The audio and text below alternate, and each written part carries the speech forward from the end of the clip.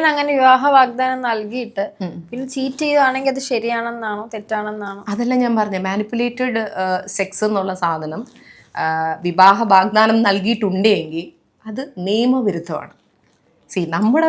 നമ്മുടെ ബ്രെയിനിൽ പറയുന്നതോ അല്ലെങ്കിൽ ഏഞ്ചലിൻ്റെ ബ്രെയിനോ എൻ്റെ ബ്രെയിനോ ഒന്നും അല്ലാതെ നമുക്ക് ലീഗലി നോക്കിക്കഴിഞ്ഞാൽ അത് നിയമവിരുദ്ധമാണ്.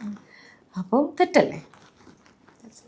അതാണ് അപ്പോൾ സംഭവം. അപ്പോൾ ഈ റിലേഷൻഷിപ്പിൽ ഇപ്പം ചില ആൾക്കാർ പറയുന്നുണ്ട്, കെട്ടാമെന്ന് പറയുമ്പോൾ എന്തിനാണ് ചാടിക്കേറി നിന്ന് കൊടുക്കാൻ പോകുന്നെന്നും പറയുന്നുണ്ട്. അപ്പോൾ അത് ഒരു സെക്ഷലി എന്നുള്ളതിനേക്കാൾ ഉപരി അതൊക്കെ എനിക്ക് തോന്നുന്നു പറഞ്ഞ് ചെയ്യിപ്പിക്കുന്നില്ല. നമ്മൾ സ്വാഭാവികമായിട്ടും രണ്ടൊരു കണക്ഷൻ, രണ്ട് മൈൻഡ് തമ്മിൽ പ്രണയ ജോഡികളിൽ സംഭവിച്ചു പോകുന്ന ഒരു കാര്യമാണ്. പണ്ടത്തെ കാലം പോലെയല്ലേ ഇപ്പൊ പലതും ലിവിങ് ടുഗദർ ആയി, കാണാം ഫോണിൽ കൂടെ ആയാലും അല്ലെങ്കിൽ ഒരുമിച്ച് നിൽക്കാം, അങ്ങനത്തെ കുറെ സിറ്റുവേഷൻസ് ഇപ്പൊ ഉണ്ട്. എനിക്ക് തോന്നുന്നു അത് ഉണ്ടായോണ്ടായിരിക്കാം മേ ബി അവരതിൽ നിന്ന് ബാക്ക് അടിക്കുന്നത്. പണ്ടെന്ന് പറയുമ്പോഴത്തേക്ക് നമുക്കിത് പെട്ടെന്ന് ഓയോ റൂമോ കാര്യങ്ങളോ അങ്ങനെ ഒന്നും ഇല്ല, അങ്ങനെയല്ല. അപ്പോ അവർക്ക് കല്യാണം കഴിച്ചാൽ മതി എന്നൊരിതാണ്. ഇവർക്കിതിപ്പോ എല്ലാം കിട്ടിക്കഴിയുമ്പോന്നും അല്ല, പണ്ടും അങ്ങനെ സെക്ഷലി ഇല്ല എന്നൊക്കെ അല്ല, അങ്ങനെയല്ല. വിവാഹത്തിന് മുമ്പ് ഇച്ചിരി പാടായിരുന്നില്ലേ പണ്ട്?